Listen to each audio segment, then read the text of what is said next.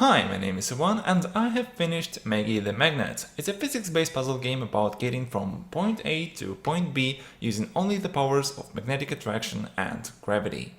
If you watch some of my early devlogs, you'll see that I used to have a huge problem on focusing on the art and polish very early on.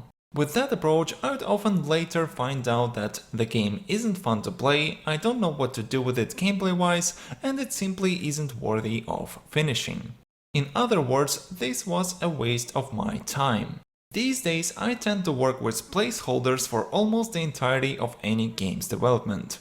I usually start with simple geometric shapes for every game object and don't give much attention to making the game look better until the very end, when it is fully playable and its every mechanic is in place. The pros of this approach are obvious. By doing that, you know for sure that you won't invest a big chunk of your time into something that might not work out and will be discarded in the end.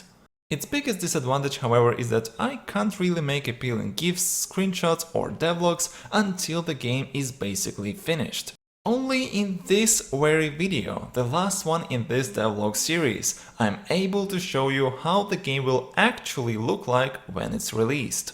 So, the first things I changed are these propellers, boxes and stands that respawn them in case they are destroyed or you haven't disposed of them quickly enough. This is actually one of my favorite levels and mechanics in the game. Maybe there is something appealing about destruction after all.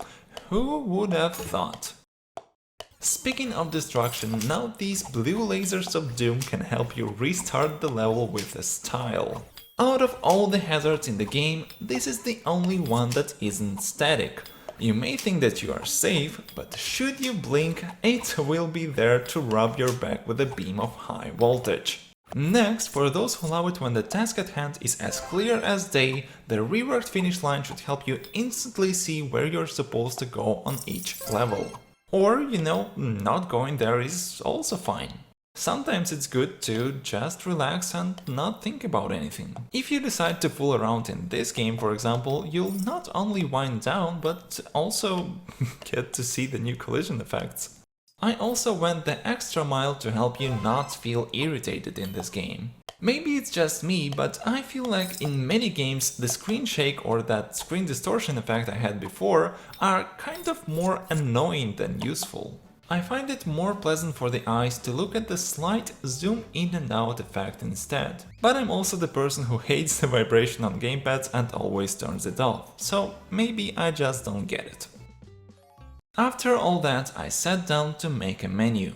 And my favorite part about it is coding the AI that teaches the players what to expect and how the game works by living a life of its own in the background. I can't really prove that I'm not controlling Maggie right now, so I guess you'll just need to trust me on that. Oh, actually, okay, here are my hands. Oh, sorry for placing my leg here, it's just more comfortable to sit like that, yeah. No, really, this is just a very simple AI. Hold the button down for X seconds, wait for Y seconds before releasing it, and then wait for Z seconds before repeating the cycle. It is very easy to code, but I like it a lot.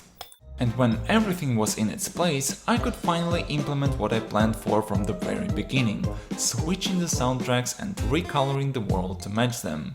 I love these music variations, and if you enjoy them too, don't forget to follow Hypersleep on Twitter and listen to more music from him.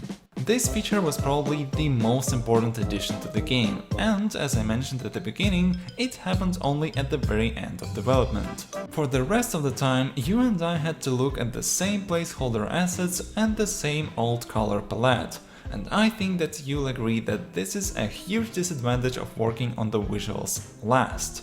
As always, I think that the main secret of so-called success lies in commitment. If you enjoy what you are doing, don't let the bad thoughts settle in your head. Keep consistently making at least tiny steps forward. And one day the sun shall rise again. I, for example, certainly enjoy how this game turned out in the end, and I'm looking forward to working on something new again. And that's it for this devlog series. If you'd like to try out Maggie the Magnet, it's now available on Steam. The link to it will be in the description to this video. And if you are curious to learn more about the games I've already released, or to be among the first to learn about the new projects, I cordially invite you to join our community on Patreon. Thank you for watching this video. I hope I'll see you in the next one. Farewell.